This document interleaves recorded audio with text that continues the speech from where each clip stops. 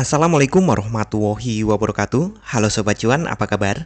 Semoga sehat selalu dan banyak rezeki. Jumpa lagi ya dengan saya Laras Lesdiantoro di edisi tanggal 18 Februari tahun 2025.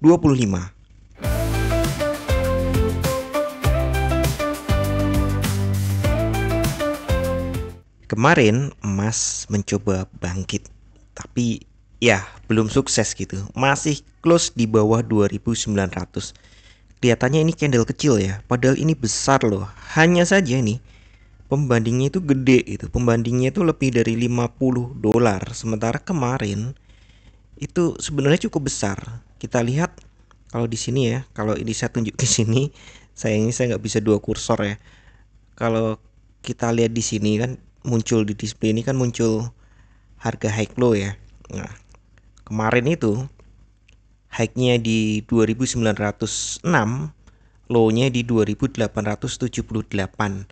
Jadi total-total lebih dari 27 dolar. Itu kan besar ya. Karena kan dulu nih kita percaya, selalu kita hafal range emas tuh 20 sampai 30 dolar. Hari ini udah enggak ya. Kita percaya itu tuh ketika harga emas masih di bawah 2.000.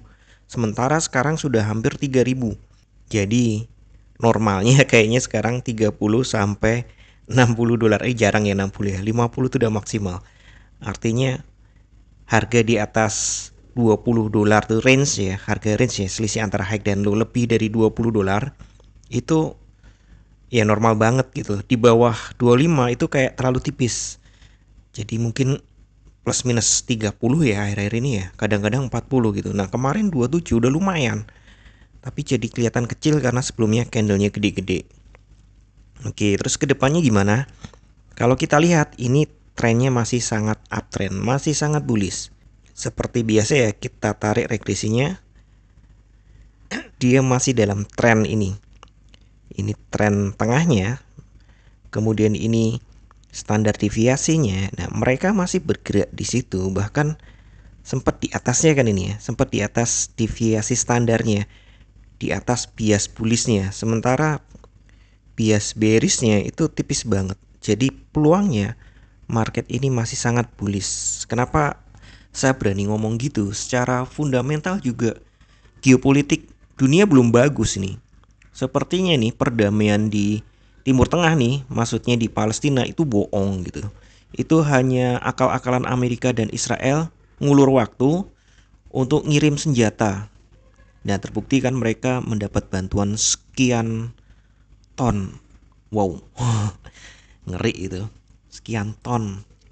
Bukan kilogram lagi atau kintal lagi itu. Ribuan ton itu. Nah, itu berbahaya sekali. Dan ini Mesir pun udah mulai ngancam. Mesir tadinya ngalah-ngalah aja, nggak mau ribut sama Israel, itu udah mulai ngancam juga, siap nyerang Tel Aviv gitu. Nah, itu serem. Ya, semoga segera berakhir lah.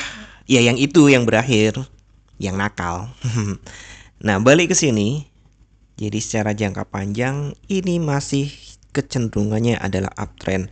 Penurunan regresi masih sangat mungkin karena bentuknya memang, nah ini regresinya ya.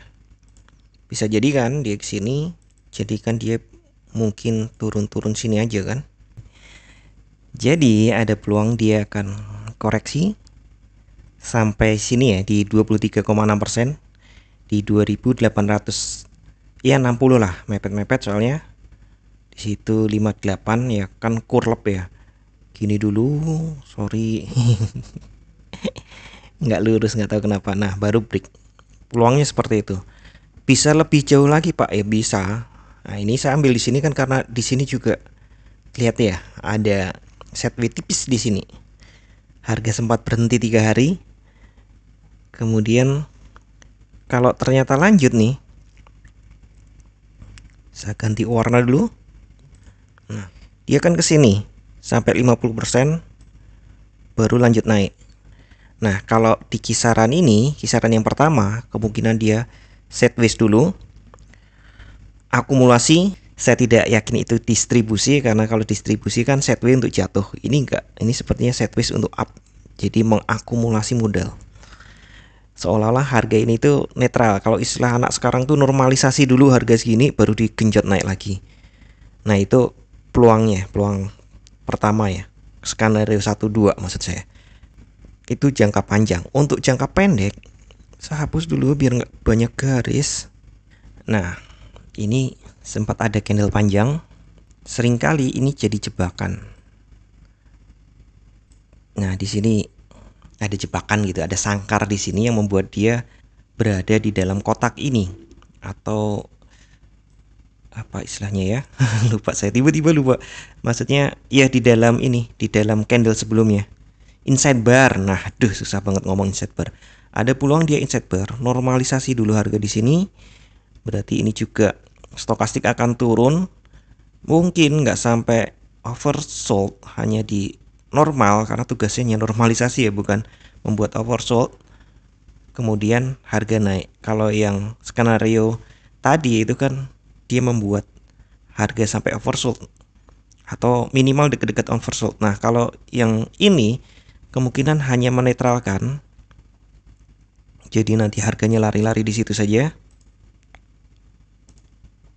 Lari-lari di sini aja baru des. Nah, peluangnya di situ ya. Jadi hari ini nih saya pikir high-nya mungkin hanya sampai 28 maksimal, mungkin nggak sampai bahkan. Kalau low-nya itu target pertamanya dia adalah 2881, kemudian ke ini yang saya buat tadi itu 2858. Jadi ini target-target kalau dia ngelow. Kalau dia ke 2858, nah berarti bukan inside bar ya. Dia beneran koreksi yang sifatnya retracement. Sampai retracement 1 2, kayaknya 2 ini yang 38,2 kayaknya mungkin lebih mudah dilewati daripada retracement 1 yang 23,6%, kemudian sampai 50%. Ke 61,8% juga mungkin karena kondisinya seperti ini. Ke sini ya mungkin aja, tapi kalau sampai sini wow, guncangannya bisa besar. Sepertinya tidak didukung oleh fundamental. Nah, kita lihat dulu ke 4 jam. Ya, di 4 jam ada batas juga di sini. Nah, pas juga ya, ini kan 900 psikologi level. Nah, ini juga nahan sebelum ke sini 20 sampai 30 ini. Mungkin sampai sini bahkan. Ya, sepertinya harganya nggak jauh beda ini nanti. Istilahnya dua arah saja di sini. Kemudian 1 jam ini sudah oversold ya. 1 jam targetnya agak jauh dikit di 79 ya, kurlep kan, area juga kan. Tapi sudah sangat oversold. Mungkin hanya sampai sini. Garis yang tadi saya buat itu di 82 atau bahkan nggak nyampe. Di sekitar sini 85, kemudian dia mulai mantul. Kenapa? Ini sudah mulai oversold. Lihat ya, perhatikan ya, ini sideways berapa jam ini sideways. Tak kotakin lagi.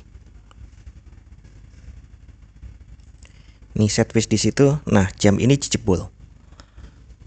Bisa jadi hanya ketahan sini, balik ke sideways-nya ini dan mungkin tembus. Nah, kalau dilihat di 15 menit. Nah, 15 menit sudah sangat oversold juga. Sepertinya siap-siap mantul naik. Nah, gambarnya begitu ya. Ini technical banget dan ini sederhana. Tidak pakai yang jelimet-jelimet. Di struktur juga masuk. Ya, masuk banget ini. Ya, nggak boleh lebih rendah dari ini. Bahaya kalau lebih rendah. Jebol di angka-angka 79 ya. Bisa ke sini. Ya, angka-angkanya masih sama. Jadi sekali lagi prediksi saya market masih mungkin untuk balik naik lagi. Itu udah campuran dari fundamental ya.